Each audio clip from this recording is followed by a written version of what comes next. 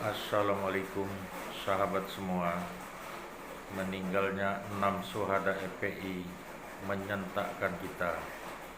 Apa sesungguhnya yang terjadi pada bangsa ini? Kita terpuruk dalam sisi ekonomi. Kita belum lepas dari musibah corona. Kini ada Laskar FPI yang terbunuh, sementara gejala desintegrasi bangsa sedang mengancam. Ikuti video ini hingga selesai. Bagaimana solusi yang saya tawarkan. Billahi taufiq wal hidayah. Wassalamualaikum warahmatullahi wabarakatuh. Konon ada tradisi pada beberapa suku di pedalaman Papua, apabila terjadi perselisihan yang tidak ada jalan keluarnya, maka jalan terakhir yang ditempuh adalah perang. Namun, ketika semua perlengkapan perang sudah siap digunakan, ketika dua pasukan sudah saling berhadapan-hadapan, masih ada satu fase lagi yang harus dihormati dan tidak boleh dilanggar. Kedua pasukan yang sudah berhadapan-hadapan itu harus menunggu waktu selama 1 minggu untuk melakukan perang terbuka. Lalu apa yang mereka lakukan selama seminggu menunggu dilakukannya perang terbuka itu? Kedua pasukan saling mengirimkan duta untuk berunding, mana tahu masih ada celah terbuka untuk dilakukan perdamaian.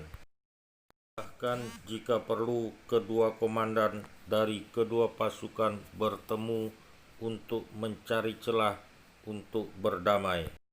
Jika semua sudah tertutup dan perang tidak dapat dielakkan, maka perang pun dapat dilakukan pada hari ke-8. Apa artinya itu bagi kita?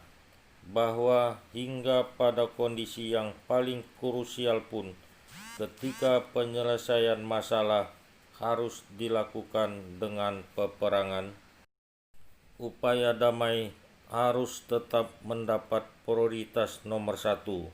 Harus ada jaminan bahwa darah jangan sampai tertumpah. Nyawa manusia demikian berharganya, tidak ada nominal harga yang mampu untuk menembus harga satu nyawa sekalipun.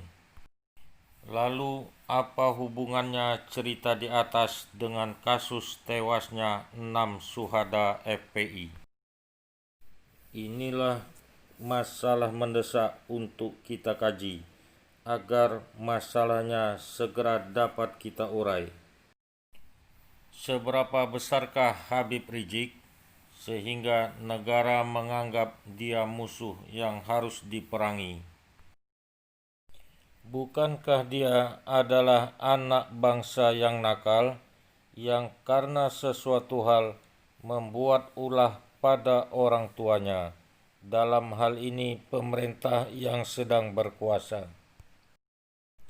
Bukankah dia, Habib Rizik, sudah berulang kali minta pada pemerintah untuk berdialog? Bahkan dialog yang diminta boleh dilakukan kapanpun. Bukankah dia, Habib Rizik, berulang kali menyatakan bahwa dia bukan musuh Polri, bukan musuh TNI? Lalu apa sebaiknya yang pemerintah lakukan? Belajar dari suku di pedalaman Papua, maka apa sulitnya pemerintah menerima tawaran Habib Rizik untuk berdialog? Sehingga tidak ada lagi nyawa yang melayang sia-sia. Akan terjadi kesepahaman apa yang diinginkan Habib Rizik dan apa yang jadi kesulitan pemerintah saat ini. Dari kesepahaman itu, saya yakin semua silang sengketa dan sengkarut ini dapat diurai dan dicarikan solusinya. Bahkan jika perlu, Habib Rizik dapat dimanfaatkan sebagai problem solving dari kesulitan yang kini sedang dihadapi pemerintah. Apa misalnya? Salah satunya sebagai duta perdamaian untuk masalah Papua. Dengan bahasa dan gaya diplomasi Habib Rizik, gerakan separatis di Papua dapat sadar dan kembali ke pangkuan NKRI. Akan terjadi penyelesaian masalah Papua secara gentleman tanpa ada darah yang tertumpah di sana, tanpa ada pelanggaran HAM. Banyak cara yang bisa dilakukan sebelum perang dilakukan. Satu nyawa punya nilai tak terhingga jika dikaitkan dengan value materi.